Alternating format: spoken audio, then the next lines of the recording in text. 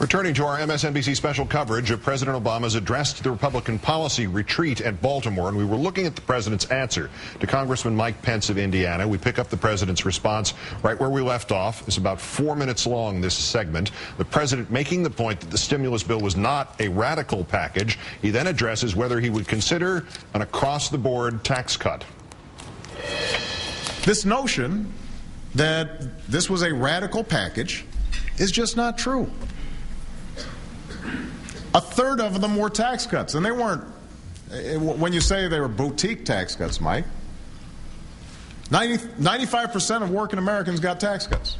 Small businesses got tax cuts. Large businesses got help in terms of their depreciation schedules. I mean, it was a pretty conventional list of tax cuts.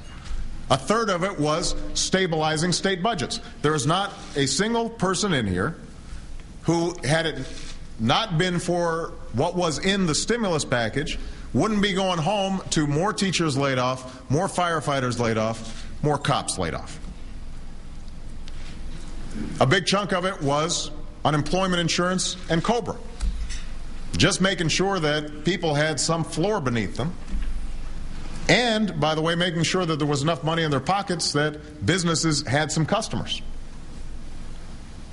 You take those two things out, that accounts for the majority of the stimulus package. Are there people in this room who think that was a bad idea? A portion of it was dealing with the AMT, right? The alternative minimum tax. Not a proposal of mine. That's not a consequence of my policies, that we have a tax system where we keep on putting off a potential tax hike that is embedded in the budget that we have to fix each year. That cost about $70 billion.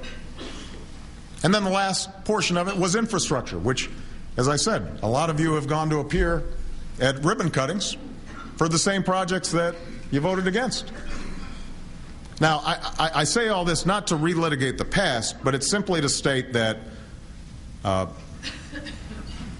component parts of the Recovery Act are consistent with what many of you say are important things to do. Rebuilding our infrastructure, tax cuts for families and businesses, and making sure that we were providing states and individuals some support when the roof was caving in. And the notion that I would somehow resist doing something that cost half as much but would produce twice as many jobs, why would I resist that?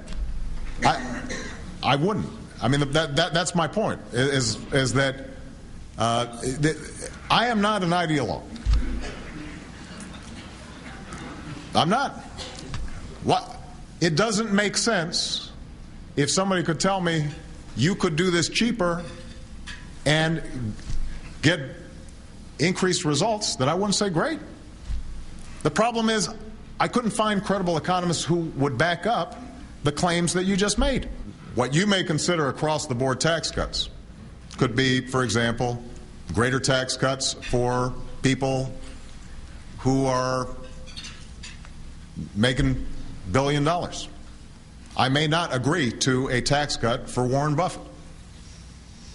You may be calling for a across-the-board tax cut for the banking industry right now. I may not agree to that. So, I think that we've got to look at what specific proposals you're putting forward. And this is the last point I'll make. If you're calling for just across-the-board tax cuts, and then on the other hand saying that we're somehow going to balance our budget, I'm going to want to take a look at your math and see how that works. Because the issue of deficit and debt is another area where there has been a tendency for some inconsistent statements. How's that? All right? Apart from the sort of stagecraft, Rachel, of the, how's that all right part? The little one-liners that really have no room for a response. you were at all these ribbon-cutting ceremonies for things that you are opposing still after they've happened. Yeah, and that's something that he mentioned in his speech at the beginning. He mentioned it in this part of the back and forth again, and that's one of these things that Republicans have sort of been able to get away with. Again, it's about increasing the cost for things that Republicans are doing that are theoretically going to politically cost them, but so far haven't. By putting a presidential spotlight on them, he's hoping that he can. Phil Gingrey, for example, I think we've got a photo of this. Phil Gingrey, Georgia congressman, here he is at one of these ribbon-cutting ceremonies. This is a $625,000 check to the City Commission of Cedar Township in Georgia for a streetscape beautification project. And then Gingrey, of course, inveighing against the stimulus project that made this money possible. Chris, what objectively did the Republicans expect was going to happen today, especially when they made the decision to let them televise the question and answer session? Do you know? Well, I don't think they expected this much. Can I just add to what to Rachel did? This is the kind of politics I love. When you bring politics to people in a clear way. Back in the old days when I worked for Tip O'Neill, the Republican leader was screaming about this stupid Democratic jobs bill. I called the chief engineer in Peoria, Bob Michaels engineer, in his home state, home district. I got the list of all the bridges below safety code. I gave him to the speaker. He went on the floor and listed all the bridges in Bob Michael, the Republican leader's district, that were below safety code. So if a school bus went over it, there'd be a problem. He went out and listed them. Bob Michael's face turned red. He went running to the back of the House chamber looking for his press secretary in high damage control. The more you do this, if you're a Democratic president or leader, and show the real life implications of this Republican obstructionism, the more you're going to seem like a real leader. The trouble so far with the president, and you know this, Rachel and Keith, is that so much of this argument over the stimulus bill has been like Harvey. I've got this thing called the stimulus bill. You can't see it, but it's really great. You got to bring it home to people in real life local situations like Rachel just did with that picture, and show that they are involved in real life job creation. If you can do that, you can win this argument. Bob Michaels, engineer. Imagine what you could do now, Chris, if you'd had Google then. Representative Paul Ryan. It was more fun when we didn't. I got it because you nailed the guy. You didn't know what you're up to. We had a Democratic chief engineer in Peoria. We got him from behind.